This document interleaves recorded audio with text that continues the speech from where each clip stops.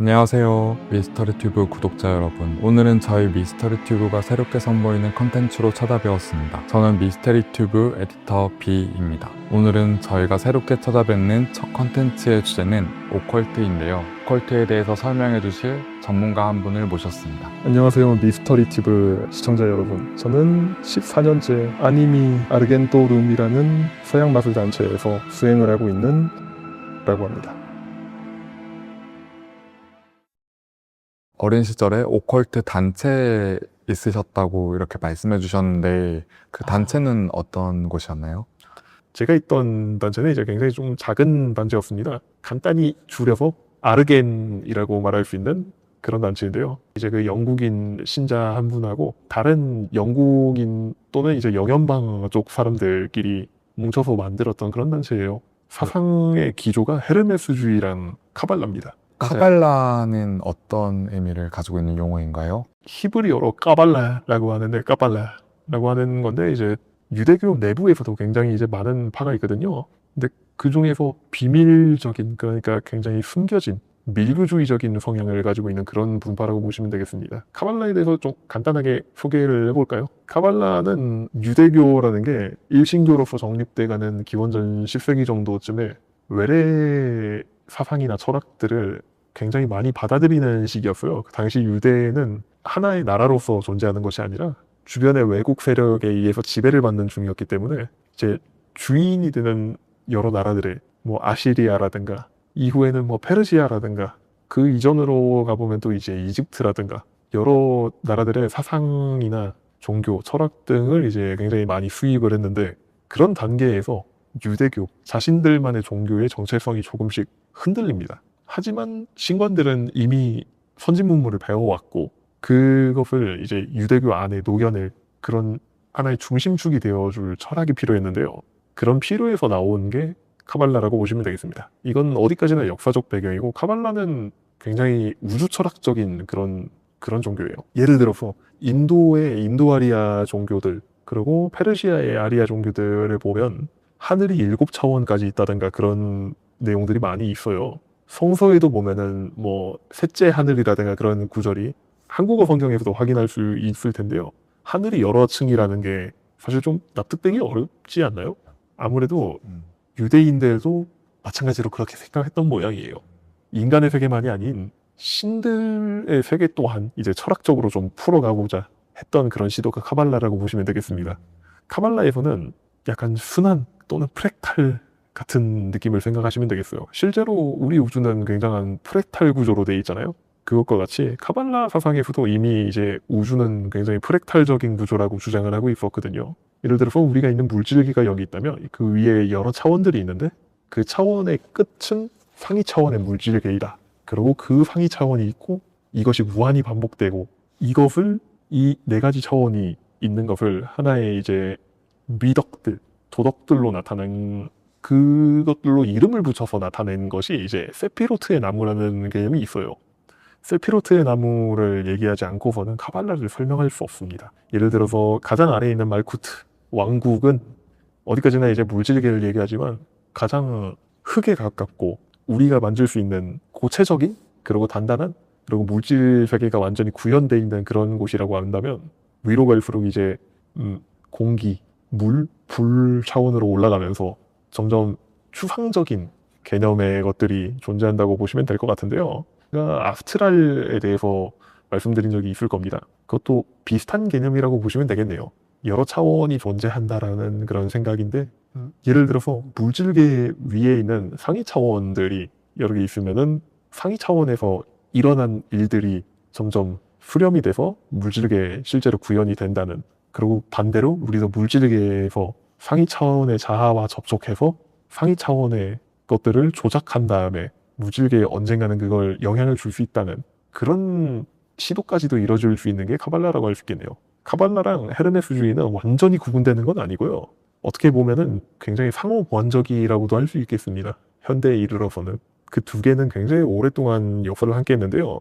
연금술에 대해서 지난 시간에 좀 말을 많이 했었잖아요. 카발라 같은 경우에는 유대인들이 이제 신앙하고 있다고 했잖아요.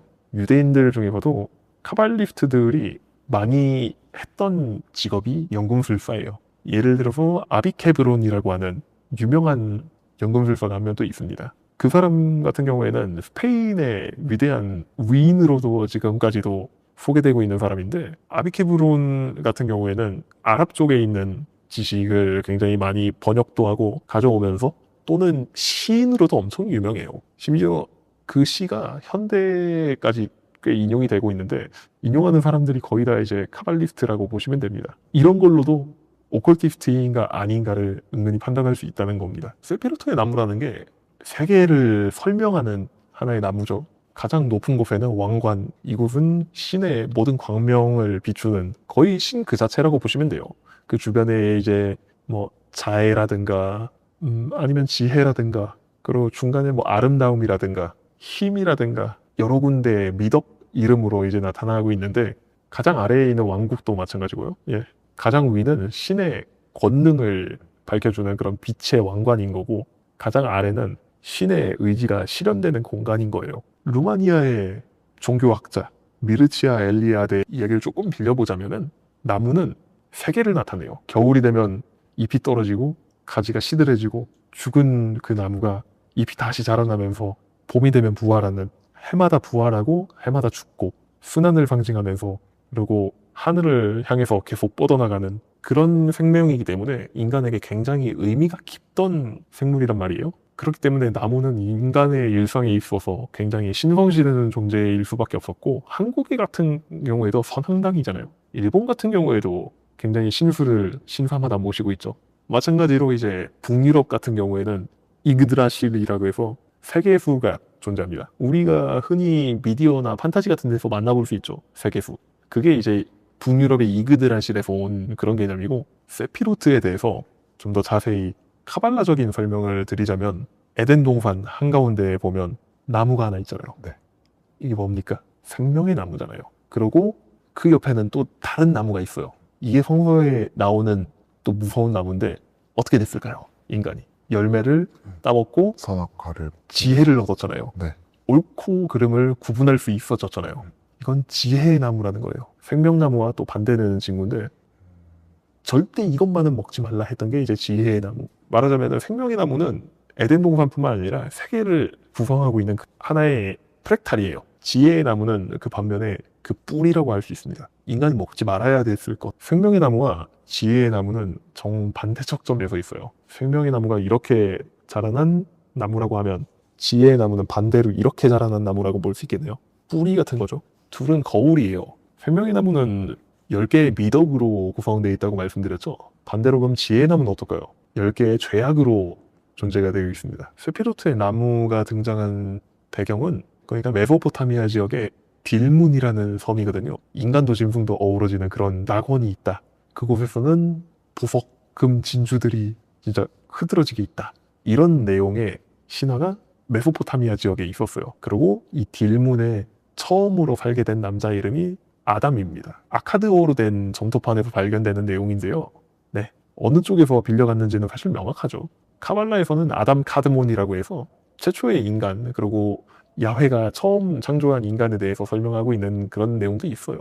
아카드 쪽에서 지배를 받던 유대인들, 특히 포로로 끌려갔던 제사장들이 유대교에다가 개념을 이식하기 위해서 만들어낸 그런 거라고 보시면 되겠네요.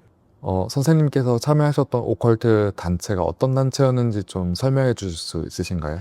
저희는 이제 해체 수순을 밟은 상태라서 간략하게 그냥 아르겐토름 또는 그냥 아르겐이라고 부르겠습니다. 저희 아르겐 같은 경우에는 헤르메스주의와 이제 카발라, 그거 둘을 중점으로 했던 곳이고요.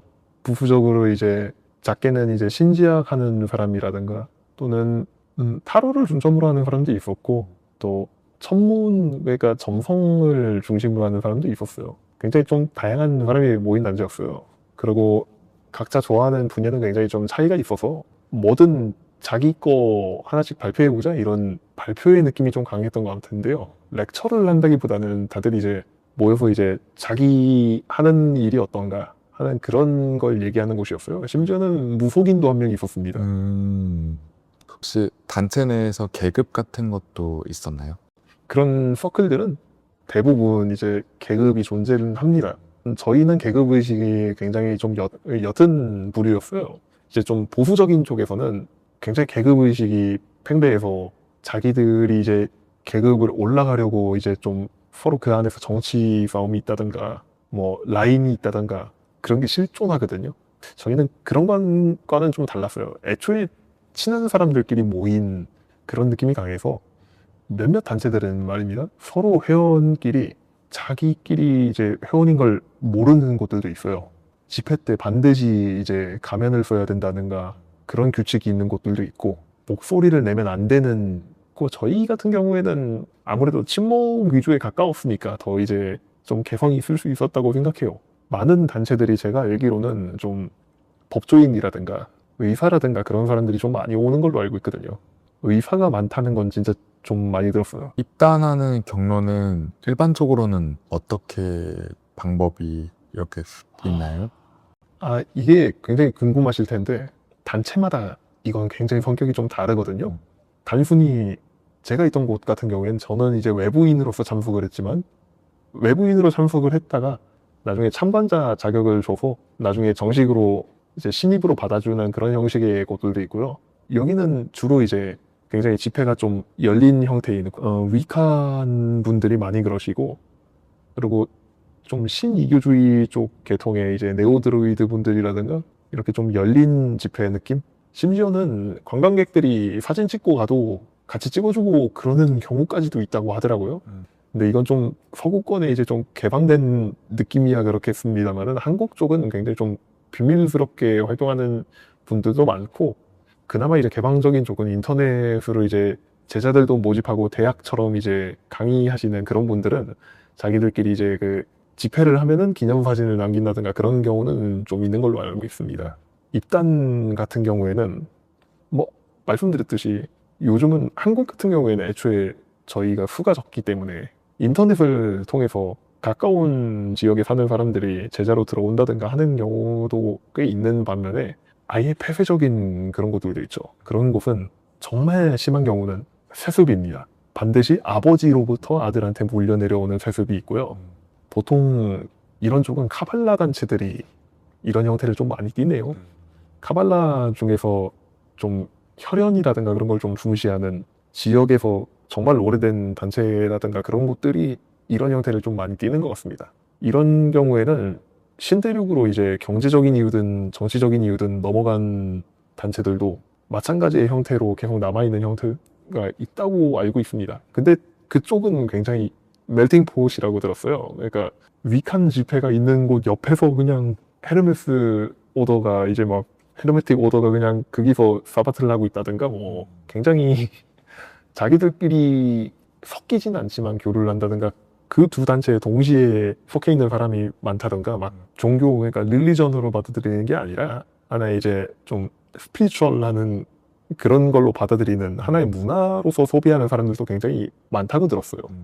유럽 쪽에서도 사실 사정은 그렇게 크게 다르진 않을 거예요. 지금 한국도 마찬가지라고 생각합니다.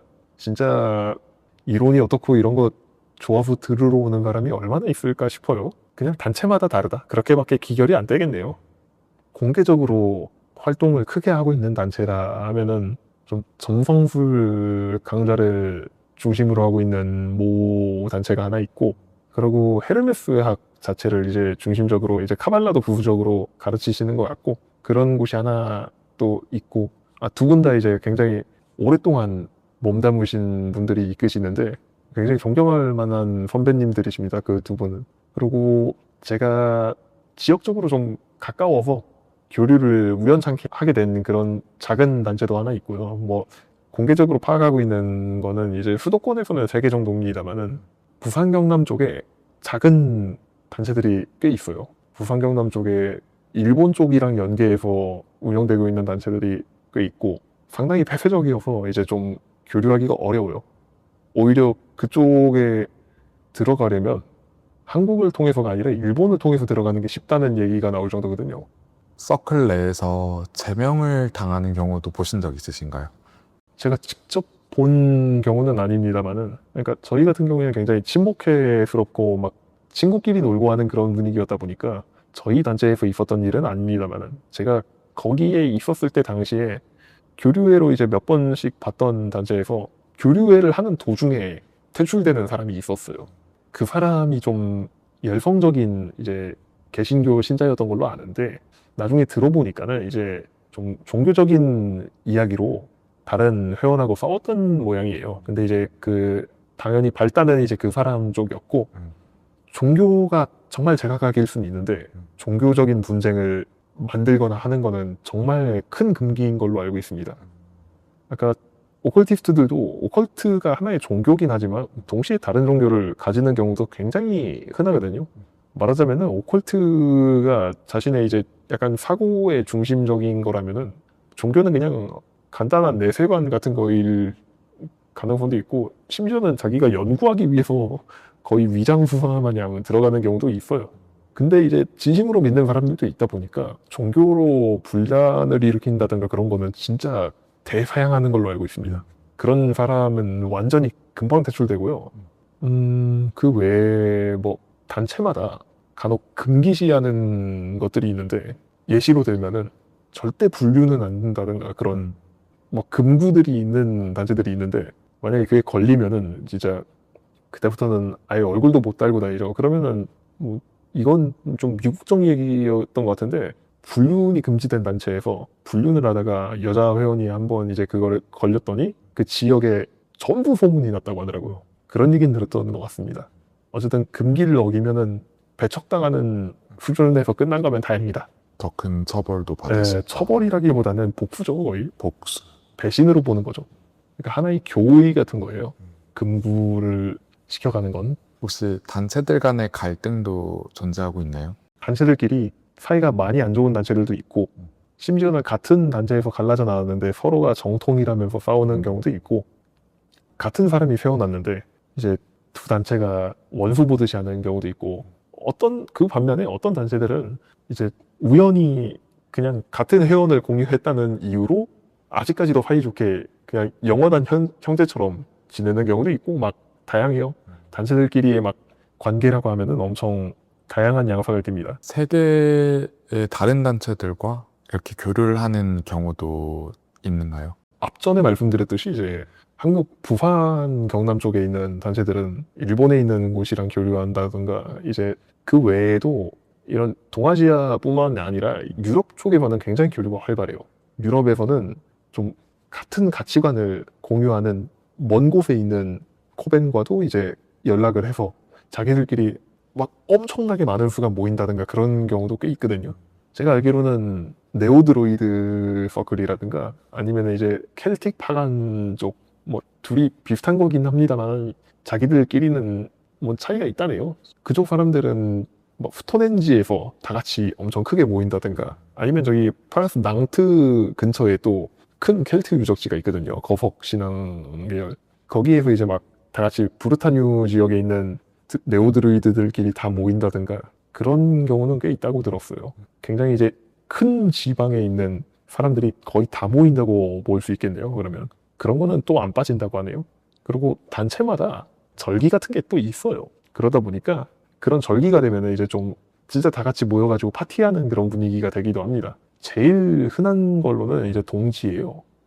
동지쯤에 이제 그냥 각자 이름은 또 다릅니다만은 켈트 쪽에서도 그렇고 이집트 쪽에서도 그렇고 거의 그냥 동지만 되면은 다들 활발해요. 동지가 일단 정말 범문화권적인 가장 큰 축제고 뭐 북유럽 쪽에서는 율이라고 하죠. 율. 거기 같은 경우에는 아예 공개된 하나의 공인된 종교로서 이제 아사트르라고 해서 존재하기 때문에 율만 되면 이제 시끌벌적하죠. 예, 그 중에서도 극단적인 단체들은 예로부터 오랫동안 있는 목조교회 같은 게 많거든요.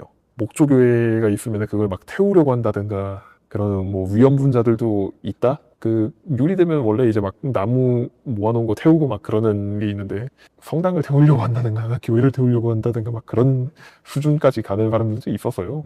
또 이건 그쪽에 이제 음악 문화나 그런 거와 또 엮이겠습니다만은 꽤 있습니다. 그 외에 뭐 사탄 숭배자들한테도 동지는 또 굉장히 또 재밌는 축제라는데 그쪽이랑은 엮이고 싶진 않네요. 알고 싶지도 않네요. 그쪽은. 왠지 좀 특별한 대화를 나눌 것 같기도 하거든요. 혹시 어떤 대화들을 나누시나요? 가장 일반적으로 생각하면 당연히 교의 내용이라든가 아니면은 연구 내용을 발표하는 모임도 있어요.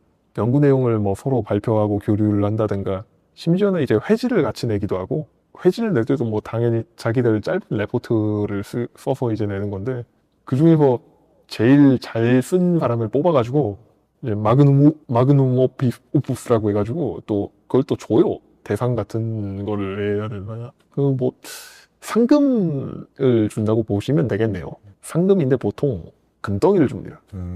근데 아예 금덩이를 뭐 줄 것 같은 상황이다. 예, 아니면 단체가 좀 소규모 단체라서 그 정도 돈이 없다 하는 곳들은 이제 레진 갖다가 깎아서 옛날처럼 이제 그냥 디자인한 그런 거를 기념품으로 준다든가 그런 경우도 있고 꽤 귀엽게 놀아요. 오컬티스트들도 다 사람입니다.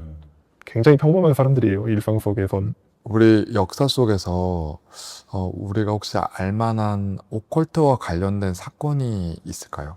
일일이 이름을 말하면은 네. 알 사람도 모를 사람도 있는데 뭐 그냥 쉽게 말하자면은 이제 조폐국장을 지냈던 이제 아이작 뉴턴 경이라든가 그분은 워낙 유명한 이제 연금술사시기도 하고 아니면 이제 엘리자베스 1세 재무장관으로 있었던 존 디 박사님이라든가 그런 유명한 분을 좀 빼놓고 단체로서 이제 움직인 것들을 좀 얘기를 드려볼게요. 대부분 오컬트 단체들은 이제 16세기 또는 이제 그 이후에 르네상스 시대 때 신플라톤주의와 그리고 그 당시에 들어왔던 이제 로마나 그리스 시대에 이제 여러 철학들 그런 것들을 접하면서 연금술에 다시 좀 활기를 띠는 시기가 있었어요. 그때 당시에 이제 좀 여러 단체들이 설립을 합니다. 말하자면은 하나의 이제 집회라고 하기는 애매하고 한국어로 번역이 영 좋지가 않은데 그러니까 예를 들어서 기사단 이런 느낌의 장면들을 많이 썼어요. 그때 가장 유명한 건 아무래도 프리메이슨이죠. 그들 스스로는 굉장히 자신들이 이스라엘 뭐 다윗 시절에 막 성전을 짓던 석공에서 시작했다 이런 식으로 서술을 하시는데 학자들 입장에서 그거는 좀 말이 안 맞고 굳이 말하면 이제 유럽에서 잔재하던 여러 유대인들 중에서 또는 이제 지역에서 석공을 하고 있는 사람들이 이제 결합해서 만든 길드라고 보시는 게 맞죠. 뭐 물론 길드인데 자연과학이나 그러니까 당시 말로 하면 뭐 연금술이겠죠. 연금술이나 그런 것들을 굉장히 적극적으로 행하는 곳이었기 때문에 이제 교회로부터 굉장히 이단시되고 심지어는 이제 들어가는 것만으로도 파문이 되는 단체들 되기도 했고 역사적으로 따졌을 때는 그 메이슨으로부터 나온 단체들이 굉장히 많아요. 가장 미디어에 노출이 많았던 단체라고 하면 황금새벽회겠네요. 그러니까 황금여명회라고도 하기도 하고 뭐 황금의 여명이라고 하기도 하고 황금여명단 뭐 굉장히 다양한 이름이 있어요. 어디 쪽으로 가도 그냥 굉장히 번역투의 이름인데 이거는 단체가 오래되다 보니까 어쩔 수 없는 거고 거기는 이제 한번 단절이 됐다고 보면 됩니다. 현대에 있는 단체하고는 단절이 있다고 보는 게 맞아요. 이건 그냥 어디까지나 제 사견이고 진짜로 이제 뭐 이어져 오면 그 사람들은 굉장히 깊숙한 비밀 속에 있을 겁니다. 네, 너무 주목을 많이 받아서 예전에 뭐 그 사람들 같은 경우에는 좀 대중 앞에 미디어 앞에 자신들을 너무 드러냈었어요 그때. 그러고서 지금 나오는 책도 대부분 그때 시절에 황금새벽에서 이제 풀어냈던 그런 이론들, 공개했던 이론들과 뭐 주술, 뭐 의식들을 기반으로 한 책들이 지금 대부분이에요. 시장에 나와 있는 거. 근데 그것뿐만이 아니죠. 뭐 천재라고 말할 수 있는 알레스터 크롤리가 이제 거기에 있었다 보니까 그 사람이 남기고 간 족적도 보통 많은 건 아니죠. 역사적인 거, 좀 더 확실한 거 그런 걸 좀 말씀드리자면 인천의 양화진이라고 아세요? 이제 개항 초기에 네. 선교사들의 무덤이 있는 곳이에요. 영국 성공회 그리고 로마 가톨릭 그리고 이제 멀리는 동방정교회까지 또는 이제 뭐 개신교회도 있고 주로 이제 유럽인들 선교사들 또는 신부님들이 거기에 많이 묻혀 계셔요. 거기 돌아다니시다 보면은 싶은 것들이 있을 거예요. 프리메이슨 문장들이 몇 개 있거든요. 아, 무덤의 말입니까? 네. 메이슨은 죽음의 이제 묘비에 새겨줍니다. 조선 말기에 왕정의 지배 아래서 굉장히 폭정 아래서 이제 신음하고 백성은 무지하고 그런 시대가 계속됐었으니까 좀 그때 시대를 못 보고 지나가는 분들이 많으세요. 그러니까 많은 오컬트 단체의 신조 중에서 하나가 빛과 지혜예요. 그리고 지식 뭐 등등 여러 가지 있는데 빛과 지혜 이거 정말 많이들 표어로 쓰면 돼. 간단히 그냥 계몽입니다. 계몽주의 거의 대부분이 오컬트 단체들도 손을 많이 보탠 거라고 보시면 돼요. 뭐 문학적인 쪽으로 가자면은 데미안 같은 경우에도 굉장히 그냥 작가분이 오컬티스트세요. 애초에 거기에 나오는 이제 에바 부인 같은 경우에도 새로 배우는 이제 신입생들을 이제 이끌어주는 선배이자 영적 어머니처럼 나오거든요. 하나의 이제 여신이죠. 근데 동시에 이제 소설 안에서는 하나의 이제 성적 심볼로도 쓰이잖아요. 오컬트 단체에서 흔히 볼 수 있는 그런 심볼 같은 거예요. 어떻게 보면. 그렇다고 일축할 수 있겠네요. 뭐 역사적으로라고 하면은 진짜 너무나도 많아요. 음악적으로 영감을 받아가지고 앨범에 아예 컨셉으로 하고 있는 그런 사람들도 있고 심지어는 진짜 자기가 거기 단체 안에 있기도 하고 제가 봤을 때 가장 큰 족적이라고 하면 결국에 미디어의 판타지예요. 판타지 그거 근본이 뭐냐 하면 결국에 오컬트거든요. 결국에 파라켈수스가 썼던 이제 뭐 여러 가지 이제 연금술 논집이라든가 뭐 그런 것들을 기반으로 할 수밖에 없잖아요. 그리고 그걸 기반으로 퍼져나간 현대인들이 생각하는 전형적인 이제 그 서구적 판타지 그게 전부 저는 그렇게 부정적으로 보지 않아요. 그냥 오컬트의 자식 같은 거다. 못난 자식이다. 그렇게 생각하고 받아들이고 있습니다. 그거야말로 역사적으로 크게 남긴 족적 아닐까요? 20세기쯤에 좀 많은 나라들이 국교라는 거를 폐지를 하고 굉장히 이제 종교 자유주의적인 물결이 일었어요. 그리고 공교육은 드디어 이제 교회의 손에서 벗어나게 되고 그 전까지는 뭐 교육이라는 건 대학이고 대학이면은 이제 성당 아래에 있는 그런 거였으니까요. 교육이라는 게 완전히 종교와 분리된 다음부터 그리고 또 자연과학이라는 게 인류 문명을 완전히 이제 이끌고 가는 그런 게 된 시점부터 연금술사들은 이미 이때는 과학자죠. 오컬티스트들이기도 했어요. 많은 사람들이. 이 사람들은 이제 거리 낄 게 없는 거예요. 교회가 두렵지 않거든요. 종교계가. 종교계가 두렵지 않으면 그 다음으로 할 일은 승리선언이죠. 사실. 우린 이겼네? 하는. 우리가 계몽 시켜버렸네? 하는 그런 승리선언적인 퍼포먼스라고 생각할 수도 있겠네요. 사실. 근데 그뿐만이 아니라 회원을 늘린다던가 하는 교세 확장을 원해서였기도 해요. 동시에 이제 미디어라는 게 좀 1, 2차 대전 왔다 갔다 하는 도중에 굉장한 발달을 이루잖아요. 그 와중에 이제 미디어에 노출이 되면서 좀 상업적으로 성공할 수 있는 그런 요소들이 많았다 보니까 상업주의와 결탁해서 어떻게 보면은 부패한 진지하게 연구를 하고 싶은 곳이 아니라 뭐 위자보드 같이 막 이런 거 만들어서 갖다 팔고 해가지고 돈 벌고 싶은 사람들이 너무 많이 등장합니다. 그렇게 되면서 이제 오컬트라는 건 신비감을 그때 잃어버린 거죠, 사실. 가짜 단체도 아니고 대형 단체들이 많이 그랬어요, 심지어. 오히려 집 주변에 있는 줄도 몰랐던 소형 단체가 진짜 굉장히 오래된 곳이고 막 심취해 있는 곳일 수도 있다. 이런 말씀은 드리고 싶네요. 아, 가능하시다면은 한국보다는 해외에 있는 분들이 그걸 좀 체감을 하실 수도 있겠어요. 해외에 있는 분들이 특히 유럽에서 계신 분들은 우연한 기회에 막 이제 그 사람들 집회를 목격하게 된다든가 그런 경우가 있을 거라서요. 궁정연금술사라는 직책이 말이에요. 옛날에는 재무장관 같은 거였어요. 그러다 보니까 좀 나라 돈을 어떻게 굴릴까 이런 거 누구한테 믿고 맡기겠어요, 솔직히. 대학 교수죠. 네. 대학 교수급이 되는 지능을 가져야 된다. 우리나라의 경제 교육계의 탑이 되는 사람이어야 된다. 이런 인식 안 하겠어요? 지금도 각 지방 정부들이 정책자문단들로 지방 대학들 이제 교수님들 모시잖아요. 그런 것처럼 당시도 마찬가지였거든요. 오컬티스트들은 그래도 막 적어도 일을 하고 있는 도중에는 굶어 죽지는 않았어요. 나중에 이제 정권이 바뀔 때가 좀 항상 위험한 상황이죠. 과학자뿐만이 아니라 뭐 경제학자여도 되고 뭐 물리학자 뭐 다양하겠습니다만은 학자죠. 일단 보통은 이론적인 그냥 신학을 하는 사람들도 있었고 그런 사람들은 심지어 이제 종교계에 속해 있으면서도 좀 왕당파 쪽에 붙어 있는 구심점이 된다든가 뭐 그런 식으로 해서 다양한 곳에는 뻗어 있었는데 각각 이제 말하자면 이권단체 같은 걸 많이 만들었어요. 그때 각 지역의 이권단체장 같은 사람들이 이제 오컬티스트들이다 이런 느낌이었던 시절까지도 있다고 하더라고요. 그렇다면 이제 현대에는 어떨까요? 이렇게 막강한 이권을 쥐고 있던 오컬티스트들이 현대에는 지금 어떤 영향력을 발휘하고 있을까요?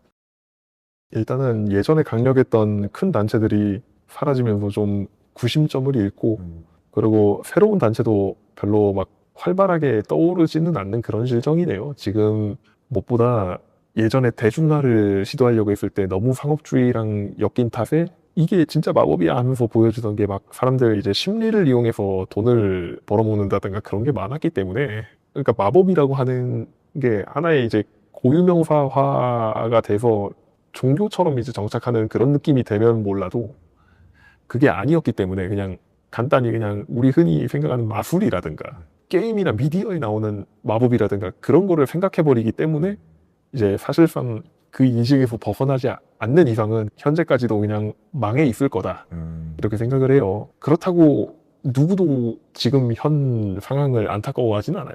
왜냐면 잘 안 알려졌네? 그럼 하던 대로 살지 뭐 하는 그런 느낌이라 굳이 알려지고 싶어 하는 단체는 그렇게 없을 거예요. 그걸로 돈 열심히 벌려는 사람이면 알려지고 싶어 하겠지. 이 오컬트 단체들이 현대의 어떤 세력으로서 남을 수 있을까요? 오컬티스트로서의 뭐 양심이라고 하기는 좀 그렇지만은 저는 가능하면 교육직이라든가 아니면은 뭐 연구직이라든가 그런 쪽에 있는 걸 좀 추천하고 싶네요. 아니면은 예술 쪽도 괜찮겠죠. 그런 쪽에서 종사하면서 그러니까 사람들이 맹신과 무지로부터 좀 멀어지게 한다든가 가능하면 뭐 자기가 돈이 좀 있다면은 도서관을 세운다든가 아니면 아동 교육에 이제 투자를 한다든가 그런 식으로 좀 교육이나 그런 쪽에 좀 신경을 써줬으면 좋겠네요. 오컬트라는 건 애초에 종교단체처럼 교세를 막 늘려야 하고 우리만이 옳고 독선적인 그런 막 단체가 아니거든요. 어디까지나 그냥 지식인을 많게 늘리자 하는 게 기조였던 만큼 초심으로 많은 사람들이 좀 돌아갔으면 한다. 아직도 굉장히 한국 사회도 혼란스럽잖아요. 여러 이제 사상끼리 부딪힌다던가 또는 이제 정치권에는 이제 거짓말이 많다던가 이제 그런 것들을 하나하나 좀 깨간다던가 아니면 뭐 사람들한테 억지로 눈을 뜨게 한다던가 그런 거는 괜찮은 것 같아요. 그러니까 어떻게 보면은 굉장히 강제성이 있는 거겠지만은 나쁘지 않다고 생각합니다.